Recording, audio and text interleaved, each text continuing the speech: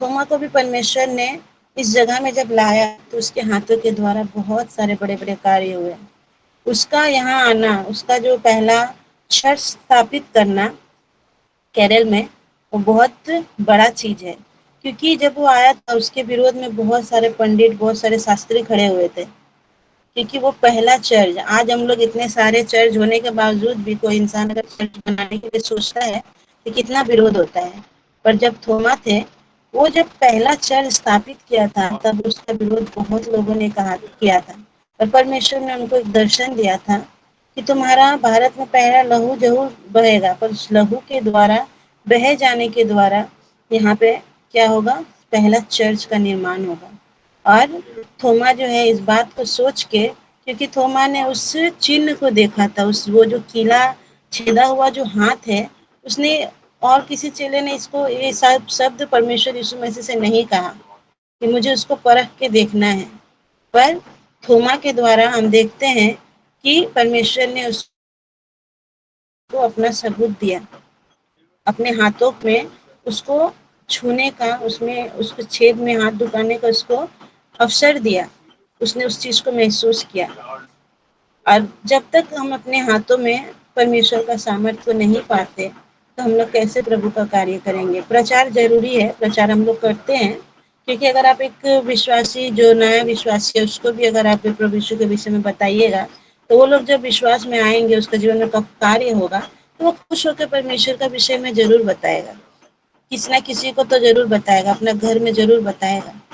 तो प्रचार का काम तो परमेश्वर ने हर एक को दिया है। और प्रचार के साथ-साथ आत्मिक वरदान के विषय में परमेश्वर इसलिए कहता है, ताकि जब विरोधी से हम सामना करें, तो हमारे हाथ में पूरा तरह से वो सामर्थ्य रहे। जब प्रभु यीशु मसीह को बहुत सारे कार्य जब हम लोग देखते हैं कि बहुत सारा आश्चर्य कर्म किए थे, चिन्ह, बहुत सारे चिन्हों को दिखाया था हर एक गुणी को, जो कभी बोल नहीं सकता था, जो कभी चल नहीं सकता था, परमेश्वर ने उसको चलाया, भूमि को बोली दी, सब कुछ किया। पर इंसान क्या ढूंढता है? चिन्ह ढूंढता है। तो हम यहाँ किसी को चिन्ह दिखाना नहीं बोल रहे, पर जब हमारे साथ वो पूरा सामर्थ्य रहेगा परमेश्वर का, तो परमेश्वर हमारे द्वारा बहुत कार्य करेगा। जब हम लोग देखते हैं एलिया के विषय में, तो उसके उनको तो इतना कुछ करने का जरूरत नहीं था। वो जो आसमान से जो आग आया था, और वो जो बछड़ा जो वेदी में था वो पूरा जल गया, वो करने की क्या जरूरत थी? क्योंकि परमेश्वर अगर तो उनके बातों के द्वारा ही बहुत सारे लोग ऐसे ही विश्वासी हो जाते हैं। परमेश्वर वचन में ये भी कहता है कि परमेश्वर इतना सामर्थ्य है कि वो इब्राहिम के लिए पत्थर से भी उसका कर सकता था। तो परमेश्वर ने फिर भी उसको इतने सालों के बाद में उसको बच्चा क्यों नहीं दिया? क्योंकि परमेश्वर दिखाना चाहता है। आज हमारे हाथ में भी बहुत कुछ दिया है, हमें देखना है कि हमारे हाथ में क्या है। अगर हमारे हाथ में कुछ है, क्योंकि आज वरदान पाना बहुत ही ज़रूरी है। जब हम वरदान जब हमारे हाथों में होता है, या चंगाई हो, या किसी भी तरह का बीमारी कोई के लोगों के लिए चंगा करना, हर एक को प्रकार की वरदान दिए गए हैं। जैसे हम लोग देखते देवी सर ने कहा कुछ दिन पहले कि वो क्या करते हैं, सिलाई मशीन के वो शिक्षा को देते हैं, तो परमेश्वर ने उनको शिक्षा का दिया है। वो भी बहुत ही ज़्यादा महत्वपूर्ण, कि वो किसी को सिखा रहे हैं तो हमको इतना पता है कि परमेश्वर का दास अगर कोई चीज कर रहा है, वो भले उस चीज को करे, पर उसके दिमाग में एक चीज हमेशा क्लिक है कि कैसे हम, कोई इंसान जो सीखने आ रहा है, अगर वो नॉन विश्वासी है, उसके साथ एक रिलेशन बिल्ड होगा, वो कार्य नया आएगा, वो उसको देगा कि उसको परमेश्वर के विषय में बताया जाए, और उसके बाद क्या होगा, परमेश्वर का प्रचार होगा। ये भी एक तरह का सामर्थ्य है, क्योंकि हम देखते हैं सारे वरदानों के पीछे एक ही आत्मा काम करती है। एक ही आत्मा है जो काम करती है सारे वरदानों के पीछे। उसको समझना और अपने समझना बहुत ही जरूरी है, कि परमेश्वर चाहता है कि हमें उपस्थित है, हम जाने कि हमारे हाथ में क्या है, और हम उस वरदान के पीछे भागे कि परमेश्वर पति 26:14 का 41 में कहता है, 26:41 कि आत्मा तो तैयार है पर देह दुर्बल है। ये गवाह है कि जो परमेश्वर को अपना समय देता है, परमेश्वर ने उसको वरदान से भर दिया है। आज हम लोग कितना समय देते हैं परमेश्वर को कि परमेश्वर हमारे हमको भी बहुत ज्यादा वरदान दे। हमें अगर कुछ पाना है तो उसके लिए हमको त्याग करना बहुत ही जरूरी है। अगर हम त्याग नहीं करेंगे तो परमेश्वर उस वरदान को हमें नहीं देगा। जिस तरह से हम देखते हैं कि पतरस के पास भी परमेश्वर ने एक वरदान दिया था। उसके हाथ में क्या था कि जब वो प्रार्थना कर रहा था तो उसको एक आसमान से एक चादर दिखाई दी थी, जिस चादर परमेश्वर ने उसको ये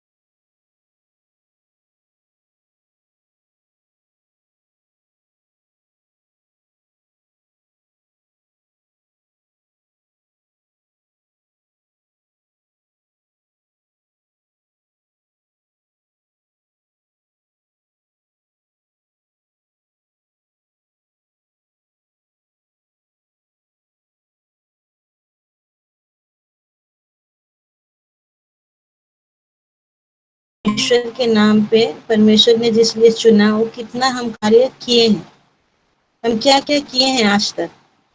क्या परमेश्वर के नाम पे हमने किसी के लिए प्रार्थना की और वो चंगा हुआ? हाँ, हम जानते हैं कि ये छोटी छोटी चीजें हमारे साथ हुई है, पर अगर बड़ा कार्य करना है तो परमेश्वर कहते हैं जागते रहो और प्रार्थना करते रहो। शरीर तो दुर्बल है पर आत्मा तैयार है, मतलब आत्मा हम लोग तैयार रखे हुए हैं। जब हम लोग बाइबल को पढ़ते हैं, वचन को सुनते हैं, जब यहाँ रोज प्रचार होता है तो हम लोग बहुत ही सामर्थ्य हो जाते हैं। और उसके बाद जैसे जैसे सारा दिन भर गुजरता है, शाम होता है, हम लोग क्या हो जाते हैं, निर्बल हो जाते हैं, दुर्बल हो जाते हैं। हम लोग को सोना, हम लोग को आराम का, खाना खा लिया, पेट भर गया बहुत ज़्यादा, उसके बाद हम लोग को क्या करना है, आराम चाहिए।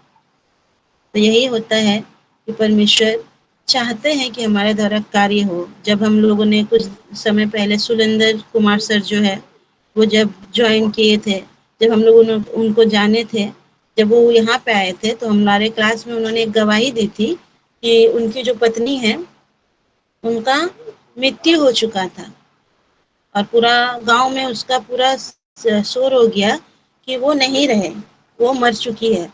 पर परमेश्वर के दास ने उस समय एक बहुत बड़ा कार्य किया। वो जब बोल रहे थे तो हमें भी सुन के बहुत आश्चर्य हुआ, बहुत अच्छा लगा, क्योंकि वो बता रहे थे कि पूरा गांव ऐसा बैठा हुआ था कि वो मर चुकी है, और सच में मर चुकी थी। पर हम अपने कमरे में गए और प्रार्थना किया, घुटने में आए, हाथ उठाकर प्रार्थना किया रो रो के, और परमेश्वर ने उसको जीवन दिया। और उसके द्वारा उनके गांव में बहुत सारे लोग जो है प्रभु यीशु मसीह को जान पाए कि परमेश्वर जो है कितना ही महान है कि वो एक मृतक को भी जीवित कर सकता है। वो हम लोग जब बाइबल में पढ़ते हैं तो बाइबल को पढ़ने में हम लोग, ठीक है बाइबल पढ़ते हैं, वो मानते हैं, पर हमारे लिए बहुत इम्पोर्टेंट है। पर अगर गैर मसीह है, मतलब कोई अविश्वासी है, समझिए आप जिस एरिया में हैं वहाँ पे कुछ ऐसा कार्य आपके द्वारा हो जाए तो आप सोचिए क्या हो सकता है। जब एलिया ने वो इतने सारे 400 पुरोहितों लोग के बीच में, और बहुत लोग थे वहाँ पे, उन लोगों के बीच में इतना बड़ा कार्य किया कि आसमान से उसके लिए एक अग्नि आई और वो क्या किया, वेदी को पूरा जला दिया। उस वेदी में जो क्या बोलते हैं उसको, बलि रखी गई थी, वो बलि को उसने क्या किया, पूरा तरह से भस्म कर दिया। तो क्यों ही ना लोग उसके पीछे आएंगे। जब सुरेंद्र कुमार सर ने जब प्रार्थना की और उनकी वाइफ का जीवन उनको मिला, तो कैसे लोग नहीं बदलते। उनको बदलना जरूरी है, उनको बदलना होगा, क्योंकि उन्होंने ऐसा कार्य और कोई नहीं कर सकता है। इंसान बोलता है कि इस देवी के पास जाओ, ये कर सकती है, वो कर सकती है, पर ऐसा कुछ नहीं हो सकता। हम हम लोग जब छोटे थे तो हमारे घर के पास एक औरत थी, कैलाश नाम एक लड़का था, जिसका माँ को यही लहू बहने वाला रोग था। तब हम लोग प्रभु को नहीं जानते थे, पर आज भी जब उस विषय में सोचते हैं तब ऐसा महसूस होता है कि शायद काश हम लोग तब प्रभु को जाने होते तो उनको जरूर बताते कि आपकी मम्मी ठीक हो जाएगी, क्योंकि उसकी माँ जो है बहुत साल तक इस बीमारी से भोगी। उसके हम लोग के आंखों के सामने एक बहुत बड़ा ओझा को बुलाया गया था, और मेरे घर के पास में एक नीम गाछ का पेड़ है, वहाँ पे पूजा किया गया। 5 कबूतर, बकरी, मुर्गा, ये सब काटा गया, सब कुछ हुआ। पूरा पाड़ा में शोर हो रहा था कि वो अब ठीक हो जाएगी, क्योंकि एक आजाद नाम का एक इंसान है। वो आजाद नाम का जो इंसान है वो एक पुजारी, वो एक भक्त है, काली का भक्त, जो ये पूजा करता है तो ठीक हो जाता है। जब वो आजाद नाम का इंसान आया, हम लोग छोटे थे, हम खड़े होके हम लोग सब देख रहे थे, क्योंकि पूरा पाड़ा उसका उस पूजा को देख रहा था, और सब सोच रहा था कि अब उसकी माँ ठीक हो जाएगी। पर उसकी पूजा करने के ठीक 3-4 महीने बाद ही उसकी माँ का डेथ हो गया। वो पूरी जो भी वो जिंदा थी अपने बीमारी में सफर कर रही थी, पर उसके बाद वो उसका मृत्यु हो गया। पर जब उसके बाद हम लोगों ने बाइबल को पढ़ा, इस 12 वर्ष की स्त्री के बारे में जब सुना, तो बहुत ही वो बात अभी भी माथा में घूमता है कि काश वो स्त्री जो है, उसका पूरा फैमिली जो है प्रभु यीशु को जान पाता। अगर जानता तो परमेश्वर का कार्य हो पाता। सोचिए उस समय में अगर कोई दास ऐसा होता जो परमेश्वर का सामर्थ का काम यहाँ पे करता, और वो माँ अगर जिंदा, मतलब माँ अगर वो जीवित रहती, तो वो उद्धार को पाती, वो नया जन्म को पाती। उसके बच्चे जो उस समय जब पूजा हो रहा था और उसके बच्चे जब रो रहे थे, छोटे छोटे थे, तो उस समय में वो बहुत ही मतलब देखने में बहुत तकलीफ हो रही थी। पर उस समय में इस जगह में ऐसा कोई दास नहीं आया था। उसके बाद ही जो है राजू भैया जो है हम लोग के पाड़ा में आए और प्रचार करना शुरू किया। परमेश्वर का हर एक समय नियुक्त किया हुआ रहता है। शायद परमेश्वर के लिए उनके लिए कोई ऐसी योजना नहीं थी, क्योंकि उन्होंने ढूंढा ही नहीं परमेश्वर को। परमेश्वर उनके जीवन में ऐसा कुछ कार्य करना नहीं चाहते थे। पर अगर होता तो आज जो है उसका पूरा परिवार क्या होता है, परमेश्वर को जान पाता है, परमेश्वर का महिमा करता है। तो ये कब होता है, जब हम विश्वासी बहुत ज्यादा प्रभु को डीपली तरह से पाने का इच्छा रखें। हम लोग वरदान के विषय में सुनते हैं, जानते हैं, पर जब हम लोग को अगर कोई बोल देता है तो 4 लाख लोग के ज्यादातर मुंह से यही सुनते हैं कि सब कुछ ठीक है, पर अगर आपके अंदर प्यार नहीं है तो आप कुछ भी नहीं हो। ये जब होता है तो हम लोग एक चीज में आ जाते हैं कि सच में हमारे अंदर तो पूरा 100% प्यार तो है ही नहीं। तो हम इस सारी चीजों को क्या करें, सबसे ज्यादा हम लोग को प्यार करना चाहिए। और जब हम लोग प्यार अगर देखने जाए तो हम लोग हमेशा, ये इंसान जो है, हम लोग अपने परिवार से ही प्यार करने का ज्यादा काम कर लेते हैं। हम लोग लोगों से प्यार करना भूल जाते हैं। अगर हमें लोगों से प्यार करना है तो हमें पूरा सामर्थ्य के साथ खड़ा होना होगा। क्योंकि अगर आपका पड़ोसी बीमार है, अगर आप प्रभु यीशु मसीह के नाम से उसे चंगा करते हो, तो आप नहीं कर रहे हो। परमेश्वर का महिमा होगा, उसके जीवन में कार्य होगा, वो परमेश्वर को जानेगा, आपके साथ आपके पड़ोसी का अच्छा व्यवहार होगा, प्यार बढ़ेगा, और यही प्यार जो है परमेश्वर को जो उसके पास लेके जाएगा।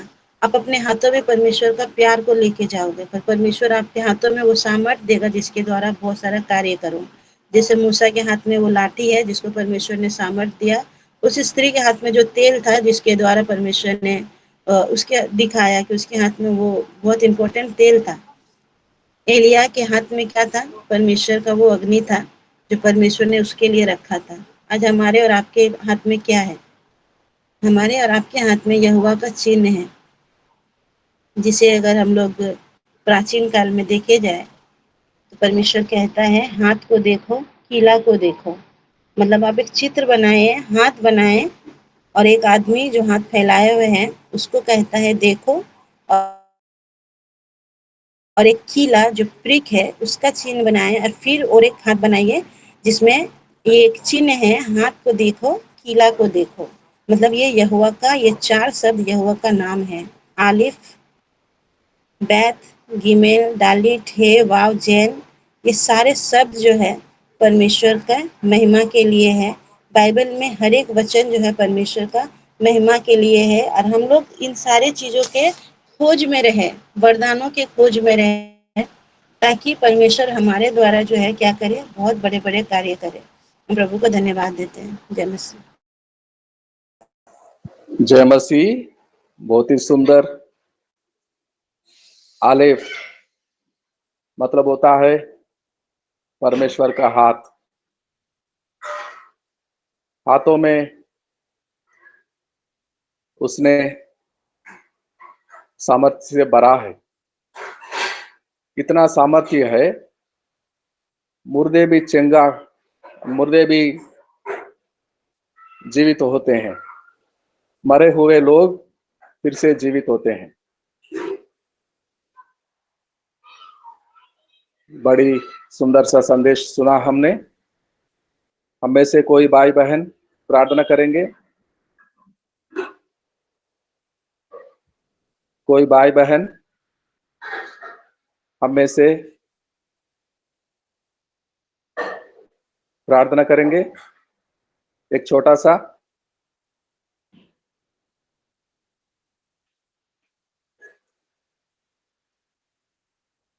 कोई भी भाई बहन सामने आए और छोटा सा।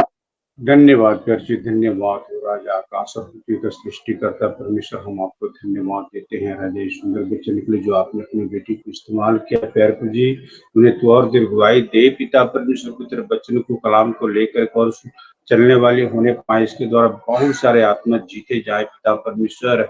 और जितने तेरे दास दासी इस वचन में पाए जाते हैं, पिता परमेश्वर भवन में पाए जाते हैं पिता परमेश्वर, उन सबों को पिता परमेश्वर सत्य मार्ग और जीवन पे चलने के लिए पिता परमेश्वर तो अपने योग बना ले, उनके हृदय को धो के सुधर पवित्र बना के और तेरे चाल चलन में, तेरे डील डोल में वो बढ़ने पाए और तेरे वचन को पिता परमेश्वर ग्रहण करके जो और लोगों को जीतने वाले होने पाए राजा। बहुत सारे आत्मा नाश की ओर जा रही है पिता परमेश्वर, उसे बचाने के लिए पिता परमेश्वर आपने कहा पिता कौन जाएगा मेरे, तू मुझे भेज पिता उस जगह पिता परमेश्वर कि उस वचन को सुनाकर, उस तेरे कलाम को सुनाकर पिता उन आत्माओं को जीतने वाले होने पाए पिता, और उसके द्वारा आपके नाम की महिमा बड़ाई प्रशंसा होने पाए पिता। हे प्रभु यीशु तू दया कर्म कर पिता परमेश्वर, सारी इज्जत महिमा गौरव हम आपको देते हैं राजा। आप विनती मांगते यीशु नासरी के मधुर नाम में सुनिए और दया से ग्रहण लेकर जी, आमीन आमीन आमीन। थैंक यू मदन जी, बहुत बहुत आशीर्वाद करे परमेश्वर आपको। अब समय हो गया है, हिंदी सभा यहीं पर समाप्त करेंगे, लेकिन पास्टर विश्वनाथ प्रसाद जी से आशीषों के लेने के बाद पास्टर आशीषों को सुनाए। विश्वनाथ अब प्रसाद जी। हमारा प्रभु यीशु मसीह का प्रेम, परमेश्वर पिता का अनुग्रह, आशीष, अभिषेक, पवित्र आत्मा की संगति, सहभागिता संसार भर के प्रियजनों के साथ उनके अगले आगमन तक शांति, अमन, प्रेम, संगति बनी रहे। आमीन आमीन आमीन। आमीन। सभी को जय मसीह की। सभी को जय मसीह, सभी भैया दीदी लोगों को जय मसीह।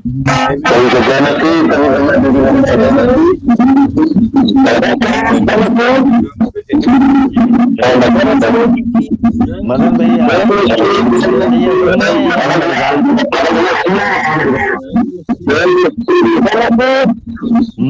सुन रहे हैं हमारी बात? मदन भैया सुन रहे हैं भैया, सुन रहे हैं।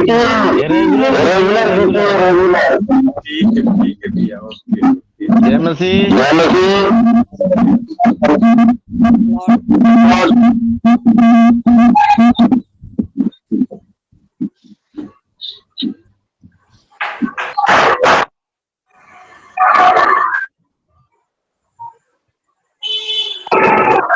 Praise the Lord, praise the Lord.